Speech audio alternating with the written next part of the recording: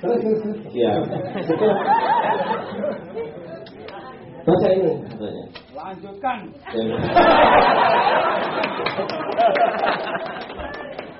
Kita kampanye di Wangi. Aduh mas, bahaya apanya? Udah deh, pokoknya kamu jangan sering gaul sama dia. Benar-benar kamu udah sering hutan kayu katanya. Sekarang kamu lebih dekat lagi di Salihara katanya. Jangan sering-sering main ke situ. Nah, pertanyaannya ini Pak ya, kenapa? Tentu saja teman saya itu punya isma sendiri ya Pak ya.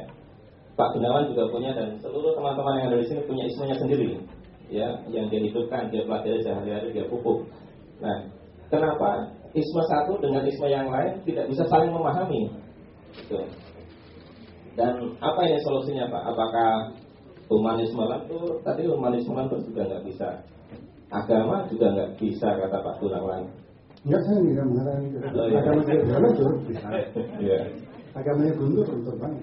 Ya. Jadi apakah humanisme itu bisa menyelesaikan isme-isme ini Pak, biar negara ini yang diharapkan dari Pak Gunawan kan mungkin dunia ini agar damai dan tidak saling mencurigai Pak. Nah itu bagaimana biar isme-isme ini bisa saling memahami satu dengan yang lainnya. Terima kasih. Wassalamualaikum warahmatullahi wabarakatuh. Seterusnya aja saya tidak tahu ada buku ini. Ada. Dan saya masuk tokoh Islam liberal. Islam saya pun meragukan apakah liberalnya.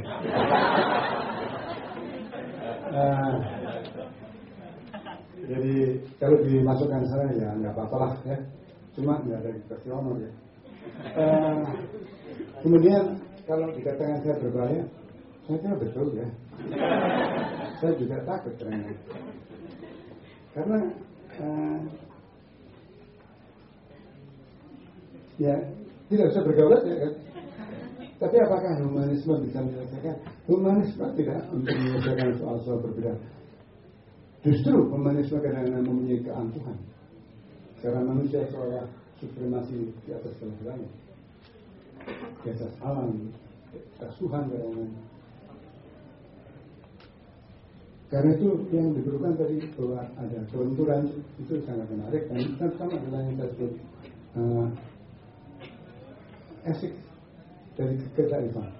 Bahwa kita ini tidak esik, kita ini harus tidak punya apa-apa, nggak ada apa-apa, nggak banyak lah. Jadi kalau kita ngerti sedikit soal nulis, udahlah, ini dulu apa betul nulis punya. Jangan terus terang nulis gitu, kayak tulisan dia dan.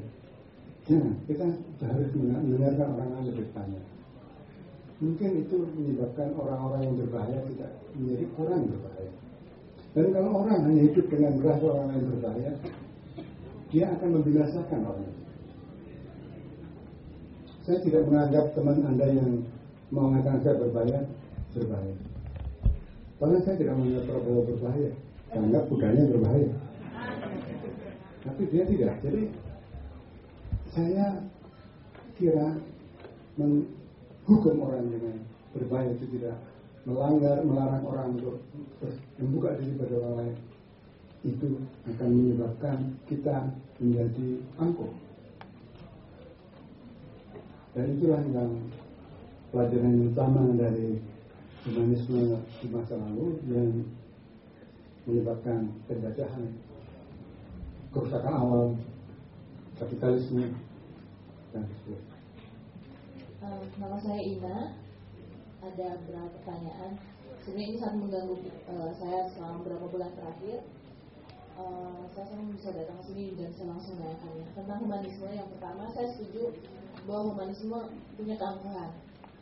Beberapa bulan terakhir ini saya mulai berpikir bahwa apa yang kemudian membuat saya sebagai manusia itu jauh lebih penting daripada manusia lainnya.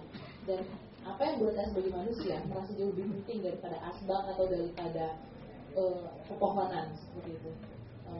Ini yang pertama. Yang kedua, saya merasa sekarang ini sebenarnya sedang perang ideologi. Berbagai macam ideologi yang mencoba merasuki pikiran kita. Bahkan kadang saya merasa bahwa saya tidak punya otoritas atas pemikiran saya sendiri. Gitu. Yang kadang juga itu akhirnya mengantarkan saya pada merasa nihilis. Gitu. Terus ujung-ujungnya ini buat apa? Gitu. Seperti itu. gara-gara berpikir seperti ini, akhirnya saya menjadi orang yang sangat tidak konsekuen. Dalam artian saya tidak lagi ingin berpihak pada satu ideologi, karena setiap ideologi punya satu kekurangan dan punya satu kelebihan. Tapi kita, kehidupan di masyarakat kita selalu dituntut untuk biner. Jika kamu tidak di kiri, kamu harus di kanan. Kalau kamu mengikuti ideologi satu itu, sampai mati kamu harus percaya pada itu. Sedangkan saya berpindah-pindah terus-menerus, dan ya saya satu bahwa saya memang tidak konsisten sama itu. Nah, saya ingin menanyakan pendapat Mas Vincent.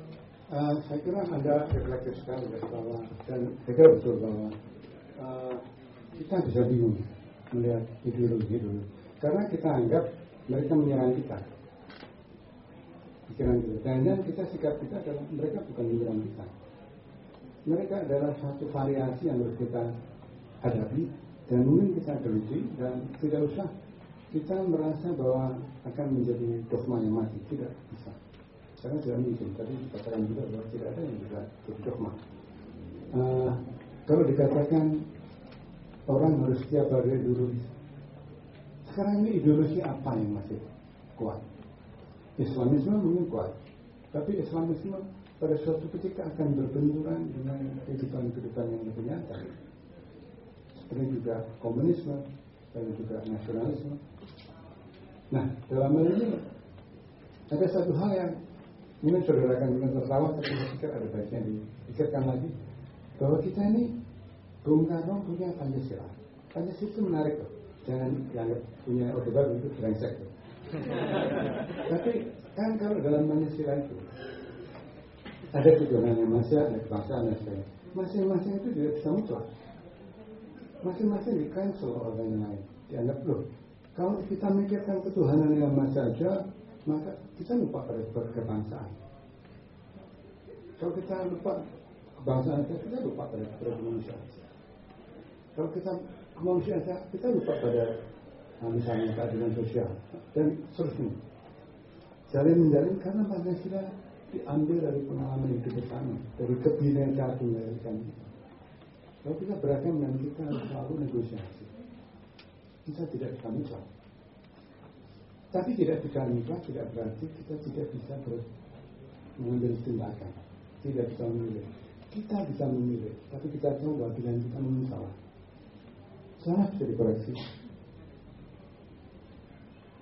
Saya pernah memilih dan saya salah, saya koreksi. Hanya keangkuhan yang mengatakan bahwa kita tidak bisa mereka. Justru karena itulah, seperti saya katakan, kita selalu dipanggil, dihimbau untuk menciptakan keadilan di dalam dunia ini, di masyarakat kita, di tempat-tempat kerja. Keadilan itu yang mutlak tidak pernah terjadi, tapi dia selalu memanggil kita ketika ketidakadilan terjadi. Ketika kita dizalimi, ketika tetangga kita dizalimi, kita akan bahwa ada yang tidak adil. Berarti ada keadilan somewhere. Kita merintis dalam sana. Kita mungkin jalan itu susah dan mungkin terluka. Mungkin jalan itu tidak salah, tapi kita selalu kembali untuk merintis ke sana. Tanpa itu, kita hanya bingung karena kita tidak mau berbuat salah. Dan kan kita memang harus belajar berbuat salah. Dan karena itu kita merasa terbatas, tapi kita juga merasa punya tenaga. Saya seperti berkata ya. Nama saya Anto. Salah satu ajaran Bung Karno mengatakan soal kemandirian Mas Bung. Kalau kita hubungkan dengan kondisi perdagangan internasional saat ini dan sampai merendah ke Indonesia, bahwa kita harus mengakui dan itu tidak bisa kita tidak bisa mengabaikan bahwa kebijakan ekonomi Indonesia sebenarnya sudah dipengaruhi oleh perdagangan internasional dari campur PBB.